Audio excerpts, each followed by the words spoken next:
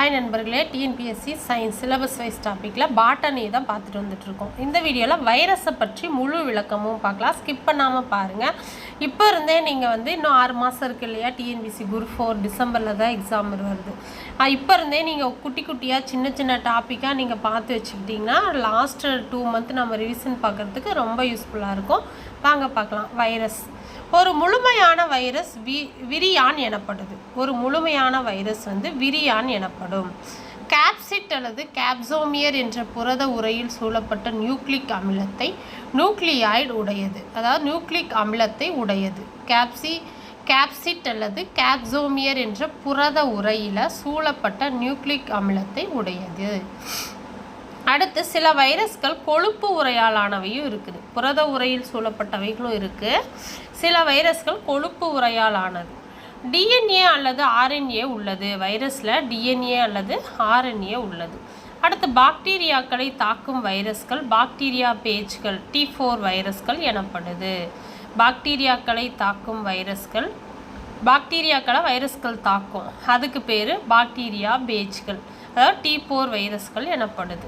முதலில் கண்டறியப்பட்ட வைரஸ் புகையிலை வைரஸ், புகையிலை மொசைக் வைரஸ், TMV வைரஸ் தான். இதனை கண்டறிந்தவர் டிமிட்ரி ஐவோனோஸ்கி தான் முதல்ல கண்டுபிடித்தார் இந்த வைரஸை, புகையிலை மொசைக் வைரஸ், அதாவது TMV வைரஸ். அடுத்து வைரஸை படிகமாக்கியவர் ஸ்டான்லி, வைரஸை படிகமாக்கியவர் ஸ்டான்லி. பெரியம்மை நோய்க்கு தடுப்பு மருந்தினை கண்டுபிடித்தவர் எட்வர்ட் ஜென்னர். அடுத்து தாவர வைரஸ்களை ஆர்என்ஏக்களால் ஆனது. தாவர வைரஸ்கள் ஆர்என்ஏக்களால் ஆனது. விலங்கு வைரஸ் மற்றும் பாக்டீரியா பேஜ்கள் டிஎன்ஏக்களால் ஆனது. தாவர வைரஸ்கள் ஆர்என்ஏக்களால் ஆனது. விலங்கு வைரஸ் மற்றும் பாக்டீரியா பேஜ்கள் டிஎன்ஏக்களால் ஆனது. பாக்டீரியா பேஜ்கள் என்னென்னா பாக்டீரியாக்களை தாக்கும் வைரஸ்கள் தான் பாக்டீரியா பேஜ்கள். அதுவும் வைரஸ்களும் டிஎன்ஏக்களால் ஆனது. தாவர வைரஸ்கள் மட்டும்தான் ஆர்என்ஏக்களால் ஆனது. வைரஸ்களை எலக்ட்ரான் நுண்ணோக்கியால் மட்டுமே காண முடியும். அடுத்து மில்லி மைக்ரான் அல்லது நானோமீட்டரால் அளக்கப்படுகிறது வைரஸ்கள். மிகச்சிறிய வைரஸ் சாட்டிலைட் வைரஸ். மிகப்பெரிய வைரஸ் உருளைக்கிழங்கு வைரஸ். கோள வடிவ வைரஸ் இன்ஃப்ளூயன்சா. நீள் உருளை வடிவ வைரஸ் TMB. அப்புறம் தலைப்பெரட்டை வடிவ வைரஸ் பாக்டீரியா பேஜ். இதுதான் வைரஸ்களுக்குள்ளே இருக்கிறது. பாக்டீரியா பேஜ், தலைப்பெரட்டை வடிவ வைரஸ் தான் பாக்டீரியா பேஜ். செங்கல் வடிவ வைரஸ் அம்மை வைரஸ். அப்புறம் அடுத்து மனிதனுக்கு உண்டாகும் வைரஸ் நோய்கள் என்ன? வெறிநாய்க்கடி, ரேபிஸு, தடுமன், சின்னம்மை, பெரியம்மை, புட்டாளம்மை, மஞ்சள் காமலை, பொண்ணுக்கு வீங்கி, இளம்பிள்ளை வாதம், போலியோ, எய்ட்ஸு, ஜப்பானிய மூளைக்காய், இதெல்லாம் மனிதனுக்கு உண்டாகும் வைரஸ் நோய்கள். அடுத்து கால்நடைகளுக்கு உண்டாகும் வைரஸ் நோய்கள் என்னென்னா வாய்க்காலடி நோய், பசு அம்மை, கோழி அம்மை, கோமாரி, இதெல்லாம் கால்நடைகளுக்கு உண்டாகும் வைரஸ் நோய்கள். அடுத்தது தாவரங்களுக்கு உண்டாகும் வைரஸ் நோய்கள் என்னென்ன அப்படின்னா புகையிலையில் மொசைக் நோய் பல்வண்ண நோய் கொண்டு வருது. வாழையில் உச்சி கொத்து நோய் வருது. உருளையில் இலைச்சுருள் நோய். பீட்ரூட்டில் மஞ்சள் நோய். இதெல்லாம் தாவரங்களுக்கு உண்டாகும் வைரஸ் நோய்கள். அடுத்தது வெறிநாய்க்கடிக்கு ரேபிஸ் அல்லது ஹைட்ரோபோபியா மருந்து கண்டறிந்தவர் லூயி பாய்ஸ்டர். வெறிநாய்க்கடி ரேபிஸுக்கு அல்லது ஹைட்ரோபோபியோன்னு கேட்டாலும் ரேபிஸ் தான். மருந்து கண்டறிந்தவர் லூயி பாஸ்டியர். அடுத்து தடுமன், ரைனோ வைரஸ், ஆர்என்ஏ வகை தடுமன். அப்புறம் ஜப்பானிய மூளைக்காய்ச்சல் டிஆர்போ வைரஸ் கியூலக்ஸ் கொசு மூலம் பரவுகிறது. ஜப்பானிய மூளைக்காய்ச்சல் டிஆர்போ வைரஸ் மூலமாக கியூலக்ஸ் கொசு மூலமாக இது பரவுது. எய்ட்ஸு அடுத்தது உண்டாக்குவது HIV தான். அடுத்து HIV வைரஸ் கொழுப்பு உரை கொண்ட RNA வைரஸ். இந்த எய்ட்ஸ் உண்டாக்குற HIV வைரஸ் கொழுப்பு உரை கொண்டது RNA வைரஸ். அடுத்தது எய்ட்ஸ் பரவும் முறை உடலுறவு, ரத்தம், தாய் டு சேய். அடுத்து எய்ட்ஸை கண்டறியும் சோதனை எலிசா சோதனை தான் எய்ட்ஸை கண்டறியும் சோதனை. அடுத்து எய்ட்ஸை உறுதிப்படுத்தும் சோதனை வெஸ்டர்ன் பிளாட் சோதனை தான். அடுத்து வாழ்நாளை நீட்டிக்கும் மருந்து AZT அசிட்டோ தைமிடின் தான் வாழ்நாளை நீட்டிக்கும் மருந்து. அடுத்து பூஞ்சைகளும் பார்த்துடலாமா?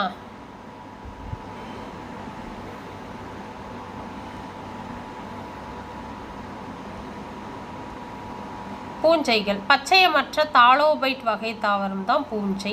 பூஞ்சை பற்றிய படிக்கும் படிப்புக்கு மைக்காலஜின்னு பேர். பூஞ்சை பல செல்களாலான யூகேரியாட்டிக் வகை. வேர்க்கடலையில் உள்ள பூஞ்சை வந்து செக்கோஸ்போரா ஒட்டுண்ணி வகை பூஞ்சை தான் வேர்க்கடலையில் இருக்குது. அடுத்து ரைசோபஸ், அகாரிகஸ், பைஸ்போரஸ், நாய்குடை, இதெல்லாம் வந்து சாருண்ணிகள். இந்த பூஞ்சைகளெல்லாம் வந்து சாருண்ணி வகையை சேர்ந்தது. ரைசோபஸ், அகாரிகஸ், பைஸ்போரஸ் வந்து.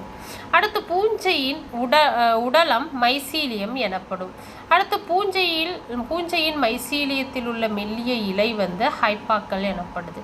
அடுத்து பூஞ்சையின் செல் சுவர் கைட்டின் மற்றும் செல்லுலோசால் ஆனது. அடுத்து பூஞ்சையின் வெஜிடேட்டிவ் நிலை வந்து தாலஸ் எனப்படும். பூஞ்சையின் வெஜிடேட்டிவ் நிலை தாலஸ் எனப்படுது. மரக்கட்டை பூஞ்சையில் போய் சைலோபில்லஸ். அடுத்து முடி அல்லது மாட்டுக்கொம்பின் மீது வளர்வது கெரட்டினோபில்லஸ். முடி அல்லது மாட்டுக்கொம்பின் மீது வளர்வது கெரட்டினோபில்லஸ். அடுத்து உயர்நிலை தாவரங்களில் கூட்டுயிரியாக வளர்பவை மைக்கோரைசா. அடுத்து பாசிகளுடன் வளர்பவை லைக்கன்கள். அடுத்து ஒரு செல் பூஞ்சை, எடுத்துக்காட்டு ஈஸ்ட். நொதித்தல் முறையில் ஆல்கஹால் தயாரிக்க பயன்படுது இந்த ஈஸ்ட். ஒரு செல் பூஞ்சை தான் ஈஸ்ட். அடுத்து உண்ணக்கூடிய காளான்கள் வந்து அகாரிகஸ், பைஸ்போரஸ், நாய்க்குடை காளான். இதெல்லாம் வந்து வல்வேரியல்லா, வல்வேசியே, சிப்பி காளான், இவைகளெல்லாம் உண்ணக்கூடிய காளான்கள். அடுத்து ஈஸ்டில் வைட்டமின் ஏ மற்றும் பி காம்ப்ளெக்ஸ் உள்ளது. ஈஸ்டில் வைட்டமின் ஏ மற்றும் பி காம்ப்ளெக்ஸ் உள்ளது. இனப்பெருக்கம், பூஞ்சைகளின் இனப்பெருக்கம், உடல் பாலிலா பாலின இனப்பெருக்கம் ஆகியவை நடைபெறுது. உடல் இனப்பெருக்கம் வந்து ஹைப்பாக்கள் மூலம் துண்டாதல் முறையில் நடைபெறுது. இரண்டாவது தசைவழி இனப்பெருக்கம், மொட்டு விடுதல், ஸ்க்ளீரோசியம், சைசோமார்கள் மூலம் நடைபெறுது. அடுத்து பாலிலா இனப்பெருக்கம் வந்து சூஸ்போர், ஸ்போரச்சியோஸ்போர், கொனிடியோஸ்போர், எண்டோஸ்போர்கள் மூலம் நடைபெறுது. அடுத்து நகரும் திறனற்ற ஸ்போர் வந்து ஸ்போர்சியோயோஸ்போர் தான் நகரும் திறனற்ற ஸ்போர். அடுத்து பால் இனப்பெருக்கம்.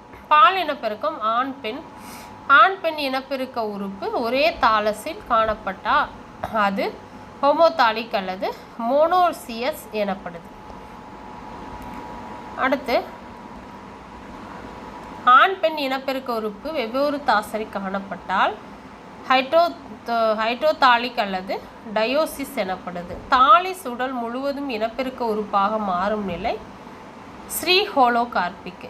அடுத்து ஒரு சில பகுதி மட்டும் இனப்பெருக்க உறுப்பாக மாறும் நிலை யூகார்பிக். அடுத்து கேமிட்டாஞ்சியத்தில் இருந்து தோன்றும் ஒத்த கேமிட்டுகள் ஐசோகேமி எனப்படும். அடுத்து கேமிட்டாஞ்சியத்தில் இருந்து தோன்றும் வேறுபட்ட கேமிட்டுகள் அனைசோகேமி எனப்படுது. அடுத்து ஆண் கேமிட்டுகள் ஆந்த்ரோசோவாய்டு அல்லது ஸ்பெம்மட்டிடுகள் உருவாக்கும் இடம் ஆந்த்ரீடியம்.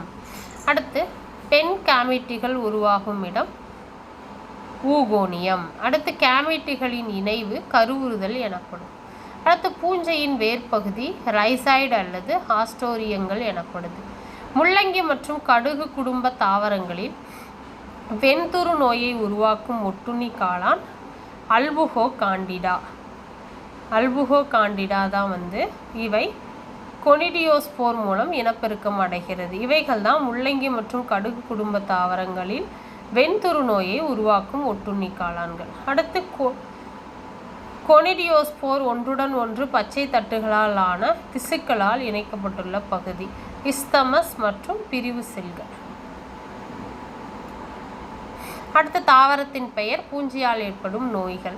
கடுகு முள்ளங்கில வெண்துரு நோய், கோதுமையில் கருத்துரு நோய், கருப்பில் வந்து செவ்வழுகல் நோய், கரும்பில் வந்து செவ்வழுகல் நோய், உருளைக்கிழங்கில் பின்தோன்று வெப்பு நோய், முள்ளங்கியில் வெண்துரு நோய் அல்புகோ காண்டிடா. வெண்துரு நோய் வந்து அல்புகோ காண்டிடா என்ற பூஞ்சையால் ஏற்படுது. இவைகள்லாம் பூஞ்சையால் தாவரங்களுக்கு ஏற்படும் நோய்கள். அடுத்து அகாரிகஸ் நாய்க்குடை காளான். அகாரிகஸ் காளானில் உள்ள குடை போன்ற அமைப்பு பைலியஸ் எனப்படுது. அகாரிகஸ் காளானில் உள்ள தண்டு போன்ற அமைப்பு ஸ்டைப் எனப்படுது. அடுத்து அகாரிகஸ் காளானின் பைலியஸிக்ஸுக்கும் ஸ்டைபுக்கும் இடையே உள்ள வளையம் போன்ற அமைப்பு ஆனலஸ் எனப்படுது. அகாரிகஸ் காளானில் பைசிலியம் அப்பகுதியில் நுண்தட்டுக்கள் இருக்கு. நெருக்கமான ஹைப்பாக்களால் நுண்தட்டு மையப்பகுதி ஸ்ட்ராமா எனப்படுது. அடுத்து காளான் வித்துக்களை வரவேண்டிய வளர்த்தளத்தில் இட்டு கலக்கும் முறை ஸ்பானிங் எனப்படுது. காளான் வளர்த்தளத்தில் மைசீலியம் வளர்ந்த பிறகு களிமண் அல்லது சாண உரத்தினை கலக்கும் முறை கேசிங் எனப்படுது. காளான் வித்துக்கள் எனப்படுவது ஸ்போர்கள் அல்லது சிறிய மைசீலிய துண்டுகள். அடுத்தது பென்சிலியம் நொட்டேட்டம் வகுப்பு ஆஸ்கோமைசீட்ஸ் வகுப்பு சாருணி வகை பூஞ்சை. இது கண்டறிந்தவர் அலெக்சாண்டர் பிளம்மிங். பென்சிலினை கண்டுபிடிச்சவர் அலெக்சாண்டர் பிளம்மிங். வரிசை அஸ்பெர்ஜில்லஸ். இது வரிசை பென்சிலியம் வரிசை அஸ்பெர்ஜில்லிஸ். இவை பச்சை அல்லது நீலப்பூஞ்சை என அழைக்கப்படுகிறது. ரொட்டி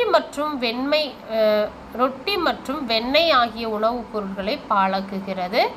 ஒவ்வொரு செல்லிலும் 2 அல்லது அதற்கு மேற்பட்ட நியூக்ளியஸ் உள்ளது. இதன் சேமிப்பு பொருள் எண்ணெய் துளிகள். அடுத்து இனப்பெருக்கம் தரைவெளி இனப்பெருக்கம் ஸ்கிலீரோசியம் மூலம். பாலிலா இனப்பெருக்கம் கொனிடியோஸ்போர் அல்லது ஆய்டியங்கள் மூலம் பாலிலா இனப்பெருக்கம் சர்க்கரை வளர் தளத்தில் நடைபெறுது. அடுத்து பென்சிலியம் நொட்டேட்டம் பென்சிலியம் கிரைகோஜினம் ஆகிய பூஞ்சைகள் நுண்ணுயிர் எதிர்பொருள்கள் ஆகும். பென்சிலியமும் பூஞ்சை தான். பென்சிலியம் நொட்டேட்டம் பென்சிலியம் கிரைகோஜிக் ஆகிய பூஞ்சைகள் இவைகள் எல்லாம் நுண்ணுயிர் எதிர்பொருள்களாக இருக்குது. அடுத்து பென்சிலியம் கிரியோபில்லம் தேம்பல் படை மற்றும் சேத்து புண்களுக்கு மருந்தாக பயன்படுகிறது. பென்சிலியம் கிரியோபில்லம். அடுத்து பென்சிலியம் ராக்கி போர்ட்டி. இது பென்சிலியம் காமன் பெர்ட்டி. இது பாலாடை கட்டி தயாரிக்க பயன்படுது. Penicillium roqueforti penicillium camemberti பாலாடை கட்டி தயாரிக்க பயன்படுது. அடுத்த முக்கியமான வீடியோவை பார்க்கலாம். அடுத்தது உயிரின அமைப்பு நிலை பார்க்கலாம். நன்றி, வணக்கம்.